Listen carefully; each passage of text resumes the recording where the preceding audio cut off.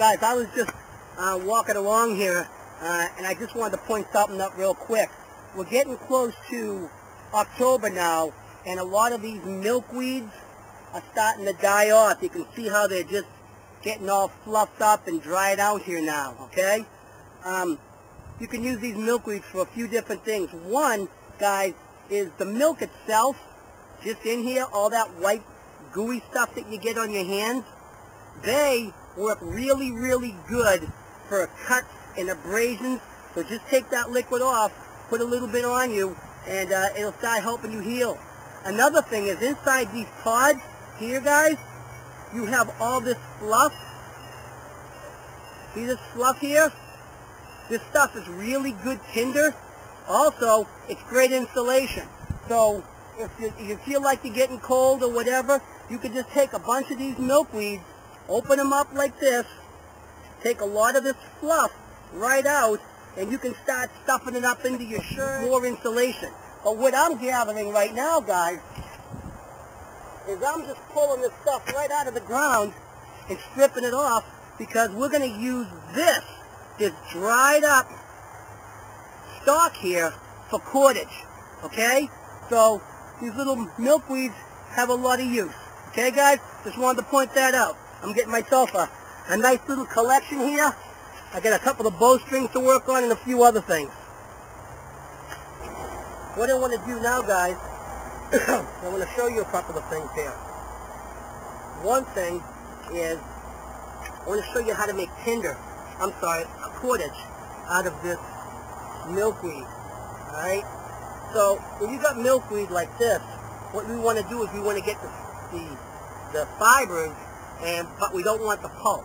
So what I'm going to do is I'm just going to pull out my Trail Master here, and I'm going to chop off the fattest piece back here, like this.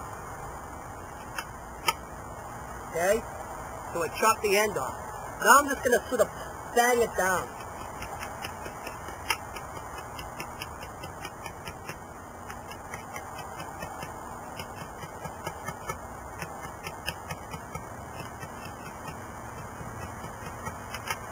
Okay? See how it breaks? Okay? It broke right down. Now I'm just going to split it open.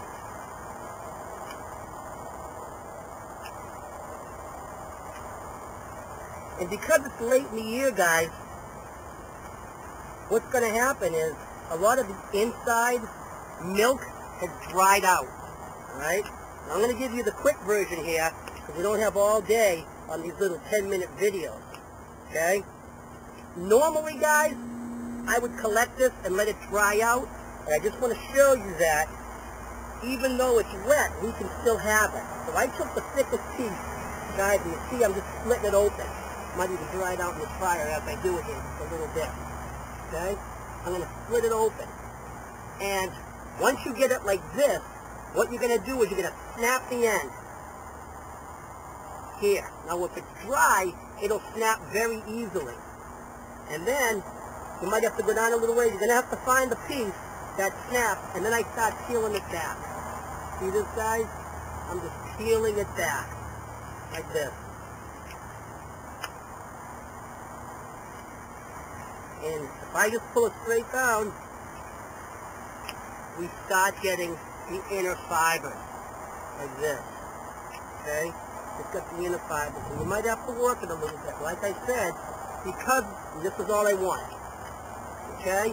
Now because of the fact that it's still wet and I would like to dry it out, I'm just going to take a couple of pieces like we have here, and I'm just going to get it started just to show you how we want this thing to work.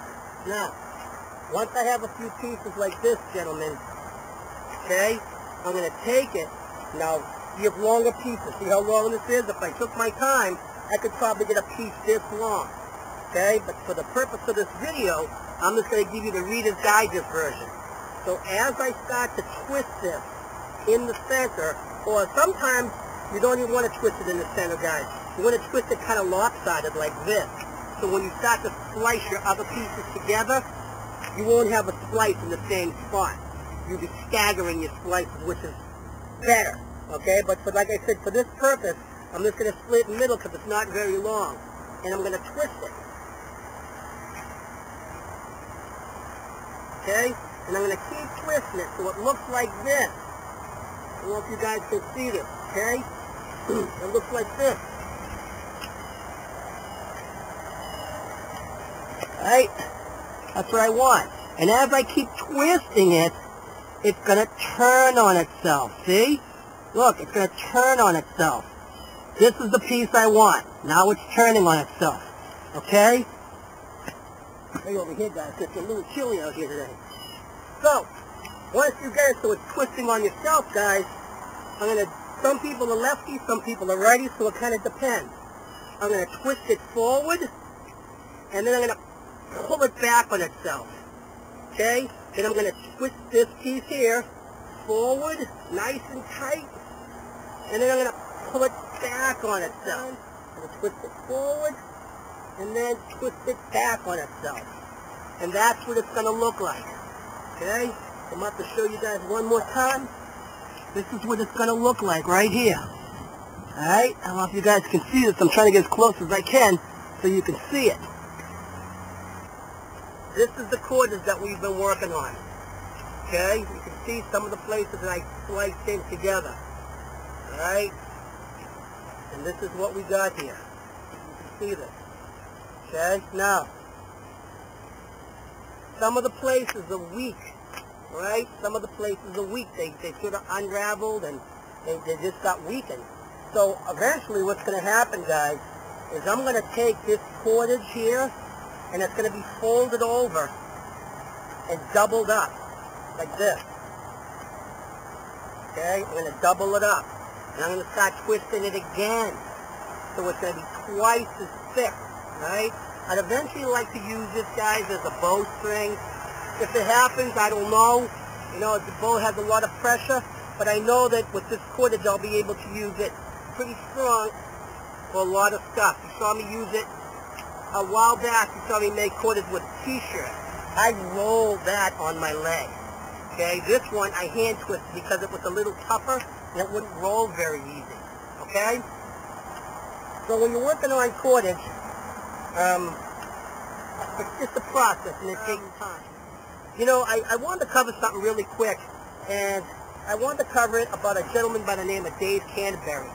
All right? Dave is an outdoor wilderness guy, and he gave a challenge online for guys to go out, and he gave them some lessons, and they had to do this challenge.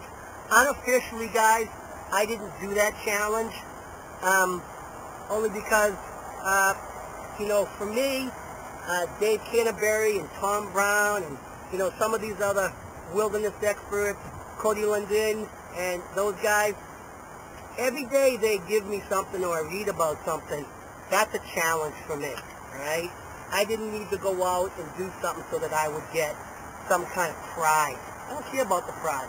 I want the knowledge. Once I have the knowledge, the challenge is to take that knowledge and to go out in the wilderness and try it. That's the prize, all right, guys? So I do want to give props to Dave Canterbury because I think what he did was really good. It motivated people to not be just armchair generals, but to go out and, you know, experiment and give them some way to try and challenge themselves. I know a lot of people, when Dave did some of his challenges to show that he could do it, they sort of gave him a little bit of bull. They made him do a few things again. He didn't have to, but they sort of challenged him to do it in a different way. I thought that was a lot of crap.